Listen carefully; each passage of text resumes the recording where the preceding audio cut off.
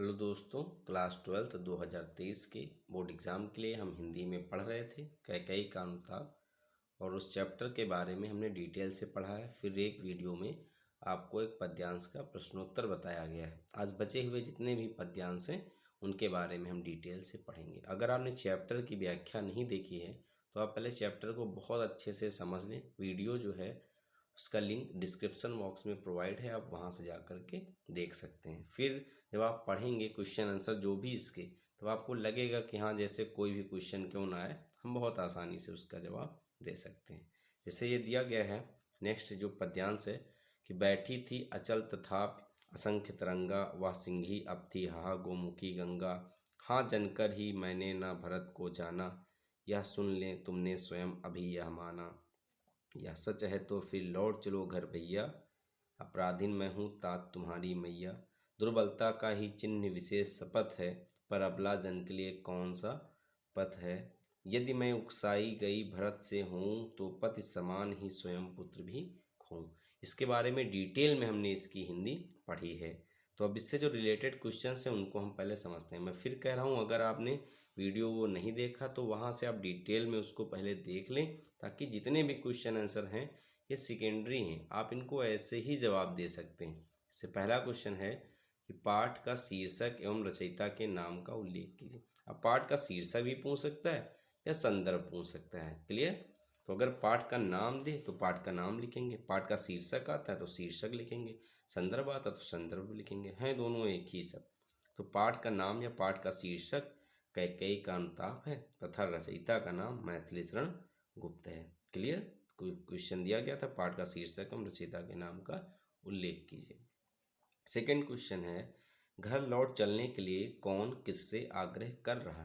तो इस पद्यांश में देखो, ये जो शब्द है किसने कहे थे कि यह सुन लें तुमने स्वयं अभी यह माना, यह सच है तो फिर घर लौट चलो घर भैया, अपराधीन मैं हूँ तात तुम्हारी मैया। ये कौन कहती हैं? कैकेयी जी कहती हैं। तो हम लिख सकते हैं, घर लौट चलने के लिए कैकेयी जी राम जी से आग्रह कर रही हैं। क्लियर? थर्ड क्वेश्चन है, इस पद्यांश में किस भाव को व्यक्त किया गया। तो इसको जब हम पढ़ते हैं तो पता चलता है कि कैकेयी जी जो उन्होंने कार्य किया है उस पर उनको आज पश्चाताप है। तो हम कह सकते हैं कि इस पद्यांश में कैकेयी के पश्चाताप के भाव को व्यक्त किया गया है। जो फोर्थ क्वेश्चन है वो दिया गया, रेखांकित अंश की व्याख्या कीजिए। अब रेखांकित अंश कहाँ है?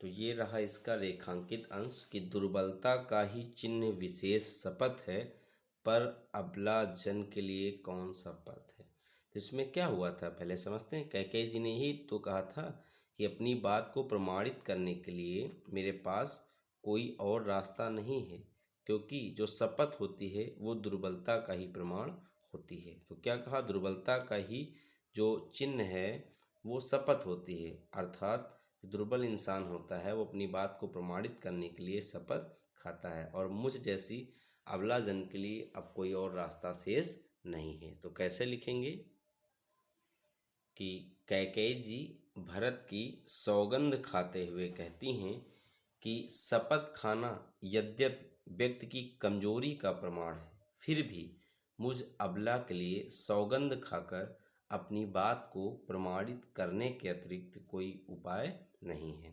क्लियर? तो ये उसकी हो जाएगी रेखांकित अंश की व्याख्या। फिर लास्ट क्वेश्चन जो दिया गया है, सिंही और गौमुखी गंगा से क्या अभिप्राय है। जो सिंही का अभिप्राय सिंघनी तथा गौमुखी गंगा का अभिप्राय गाय के मुख वाली से है, गाय के मुख वाली से है। ये शब्द कैकेयी के संदर्भ में प्रयुक्त हुए हैं। ये शब्द कैकेयी के संदर्भ में प्रयुक्त हुए हैं कि कभी सिंघनी सी प्रतीत होने वाली रानी कैकेयी आज गंगा के समान शांत, शीतल और पावन थी या फिर पावन है। क्लियर? तो ये एक पद्यांश हो गया। अब नेक्स्ट देखते हैं अगला पद्यांश। ये दिया गया है, हे भरत भद्र अब कहो अभीप्सित अपना, सब सजग हो गए भंग हुआ हो ज्यों सपना। हे आर्य रहा क्या भरत अभीप्सित, अब भी मिल गया अकंटक राज्य उसे जब तब भी। पाया तुमने तरु तले अरण्य बसेरा, रह गया अभीप्सित शेष तदपि क्या मेरा। तन तड़प तड़प कर तप्त तात ने त्यागा, क्या रहा अभीप्सित और तथापि अभागा। हाँ इसी अयस के हेतु जनन था मेरा, निज जननी ही के हाथ हनन था मेरा। अब कौन अभीप्सित और आर्य वह किसका, संसार नष्ट है भ्रष्ट हुआ घर जिसका। मुझसे मैंने ही आज स्वयं मुँह फेरा, हे आर्य बता दो तुम ही अभीप्सित मेरा। प्रभु ने भाई को पकड़ हृदय पर खींचा, रोदन जल से सा विनोद उन्हें फिर सींचा। उसके आशय की थाह मिलेगी किसको, जनकर जननी ही जान न पाई जिसको। जो रेखांकित अंश है इसका तो व्याख्या करना रहेगा क्लियर। बाकी इससे रिलेटेड इसकी भी मैंने हिंदी उस चैप्टर में डिटेल में बताया है, आप वहाँ से उसको ज़रूर देखें। फिर अब इसके क्वेश्चन आंसर हम समझते हैं।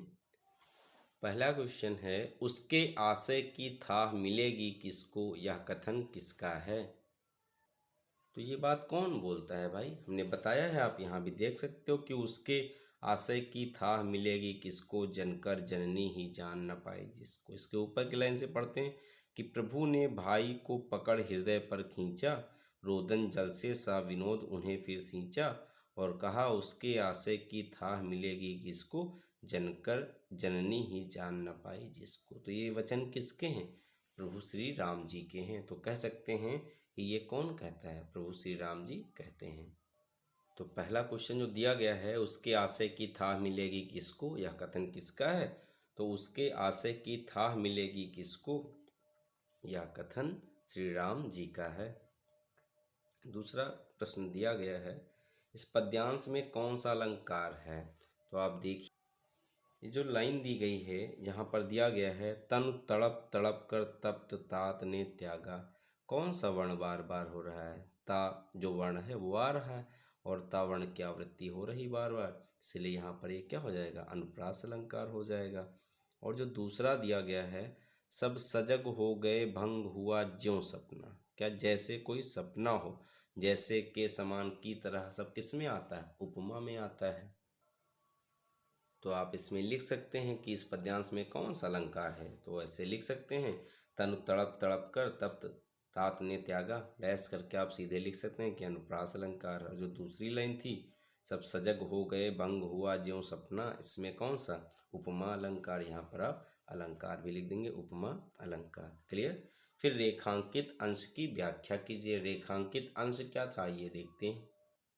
रेखांकित अंश ये है कि उसके आशय की थाह मिलेगी किसको, जनकर जननी ही जान न पाई जिसको। तो इसमें प्रभु श्री राम जी जो है बहुत ही प्रेम के साथ उनका हाथ पकड़ करके गले से लगाते हैं और कहते हैं कि भरत को जन्म देने वाली जब माता ही उसके मन की गहराई को ना समझ सकी, तो संसार में ऐसा कौन है जो उसके मन की गहराई को समझ सके। तो देखते हैं कैसे लिखा जाए। तो हम लिखेंगे कि भरत के वचनों को सुनकर श्री राम जी ने उन्हें खींचकर अपने हृदय से लगा लिया और अपने आंसू उन पर बरसाते हुए कहा कि जिसके उच्च भावों की गहराई का अनुमान स्वयं जन्म देने वाली माता तक न कर पाई, उसके हृदय की थाह किसी दूसरे को कैसे मिल सकती है। क्लियर। फिर जो दिया गया है 4th नंबर पर क्वेश्चन की उपर्युक्त पद्यांश का संदर्भ लिखिए। अभी मैंने इसके पहले वाले पद्यांश में बताया था, संदर्भ पूछे, पाठ का शीर्षक पूछे, पाठ का नाम पूछे, तो जैसे क्वेश्चन आएगा वैसे लिखेंगे। तो हम लिख सकते हैं कि प्रस्तुत पद्यांश हमारी पाठ्य पुस्तक काव्यांजलि के कैकेयी का अनुताप नामक शीर्षक से अवतरित है, जो साकेत में संकलित है। और साकेत इनका क्या था, मैथिली शरण गुप्त जी का महाकाव्य था।